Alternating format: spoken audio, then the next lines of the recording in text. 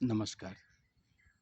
नवरात्रि 2082 सालको मङ्गलमय शुभकामना सम्पूर्ण इष्टजन, मित्रजन, अग्रज, अनुज र शुभचिन्तकहरूमा। यो पालीको यो नवरात्रि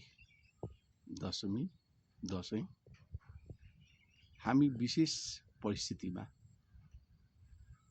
मनाइरहेछौँ। असत्यमाथि सत्यको जित हुन्छ भनेर हामीले इतिहास पुराणबाट हामी जानेकै छौँ। तर यो पल्टको जुन हो यो दशैं वास्तविक रूपमा भनेको मानवीय रूपमा जुन देखिएका मानवमा भएका सतोगुण, रजोगुण र तमोगुणमा खास गरेर यो तमोगुण जति छन् ईर्ष्या, द्वेष, अहंकार, दम्भ, यो सबै माथिको विजय जुन लिएको छ। यसबाट के देखियो भने कि मानवले मै हुँ भनेर हुँदैन, भावनात्मक रूपमा पुस्तालाई हस्तान्तरण र पुस्तान्तरण गर्नुपर्छ। तर त्यो देखिएन, जसको परिणाम के भयो भने मुलुकले अविश्वसनीय, अकल्पनीय जनधनको क्षति भयो। अहिलेसम्मको तथ्याङ्कलाई हेर्दाखेरि 75 जनाले शहादत प्राप्त गरेका छन् भने 1 जना अझै बेपत्ता रहेका छन्। भनेको 76 जना शहादत प्राप्त गरेको भन्न सकिन्छ। यो 76 जना को शहादत र अरबौं खरबौंको धनको क्षति, सरकारी सम्पत्ति, पुरातात्विक सम्पत्ति र निजी सबै गयो। यसका सम्बन्धमा विगतका भिडियोहरूमा यहाँहरू समक्ष मैले निवेदन गरेको। र अहिलेको जुन वर्तमान अवस्था जुन देखिया छ, यत्रा जनधनको क्षति भएपछि यत्रो ऐतिहासिक आन्दोलन 24 घण्टाभित्रमा सम्पूर्ण रूपमा तख्तापलट, सत्ता मात्रै होइन प्रणाली नै परिवर्तनको अवस्थामा आयो। तर के यो प्रणाली परिवर्तन भयो र भन्ने प्रश्न आउँछ, जिज्ञासा छ। एकजनाले हटाएर अर्कोलाई प्रधानमन्त्री बनाउनको लागि हो र यो सत्ता परिवर्तन, कि प्रणाली परिवर्तनको लागि होइन र? प्रणाली परिवर्तनको लागि यो सम्पूर्ण अब काम चाहिँ अहिलेको जुन हो नागरिक सरकार जुन कहलिएका छन्, अन्तरिम सरकार, त्यसको हातमा छ। त्यसैको बल भन्नको हातमा छ, कोर्टमा छ। उसले के गरिरहेछ? जनता एकदम जिज्ञासु रहेका छन्। त जेनजी पुस्ताहरू उग्र रूपमा पनि देखा परेका छन्, किनभने त्यसमा पारदर्शिताको कमी देखियो। हो ल्याइएका जुन हो अहिलेसम्म ल्याएका जुन हो मन्त्रीहरूको पहिले भन्दा चित्र र चरित्र अलिकति सफा छ, राम्रो छ। तर यो सफा चित्र र चरित्र कहिलेसम्म हुने त्यो पनि प्रश्न आउँछ। यो निर्वाचनको जुन हो एउटा अध्यादेश आएको छ कि निर्वाचनको त्यो भोटिङले अहिलेको अवस्थामा निर्वाचन प्रणाली जुन छ त्यसमा बहुमतको सरकार बनाएर 2/3 र त्यो संशोधन हुन्छ र यसैको लागि हो र यति जनधनको क्षति? यदि होइन भने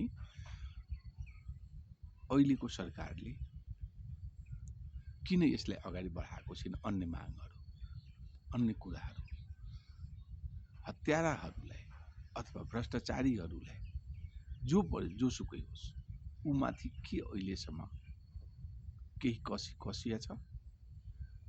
केही अगाडि त बढेको छैन। चियाको पसलमा, पानको पसलमा जाँदा, जहाँ पनि किराना पसलमा जाँदाखेरि, मलमा जाँदाखेरि, जो जहाँ गयो त्यही यो जिज्ञासा रहेका छन्। यात्रा जुन हो यो परिवर्तन जुन भयो त्यो के जनताको लागि हो र? शहादत दिनेहरू परिवारहरू सडकमा छन्, घाइतेहरू सडकमा छन्। त्यसका जुन हो जिज्ञासा, त्यसका आक्रोश, त्यसका भावना, त्यसका इच्छा के छन् भने त्यतातिर ध्यान भएको छैन।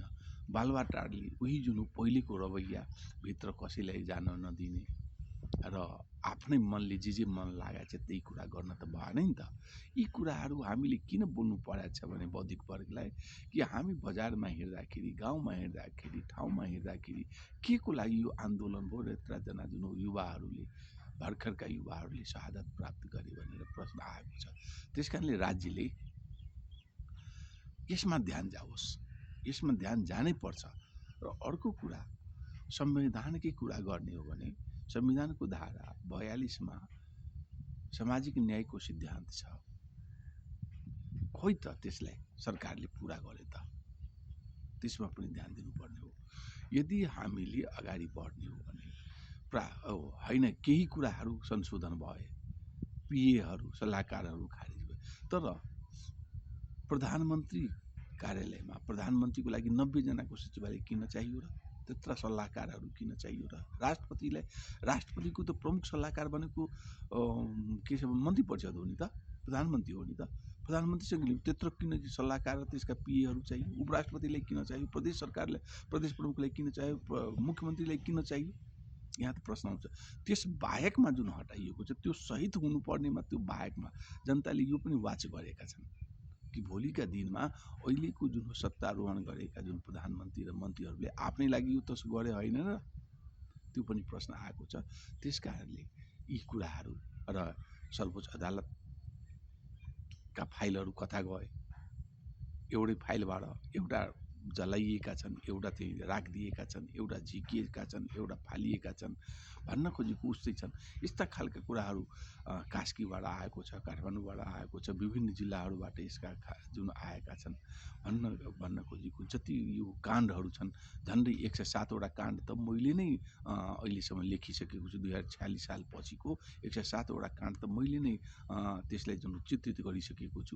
ती काण्डहरूका जुन हो यो प्रकाण्डहरू जुन हो, त्यसका जुन योजनाकारहरूका जुन फाइलहरू छ सबै आगो लगाइएको छ भन्ने कुरो आएको छ। सत्य तथ्य कुरा के छ भने त्यो पनि जनता समक्ष चाहिँ राज्यले र सम्बन्धित सरोकारवालाहरूले बोल्नुपर्ने, तर कुनै ठाउँमा केही कुरो आवाज आउँदैन र सबै जुन तै चुप मै चुपको कुरो छ।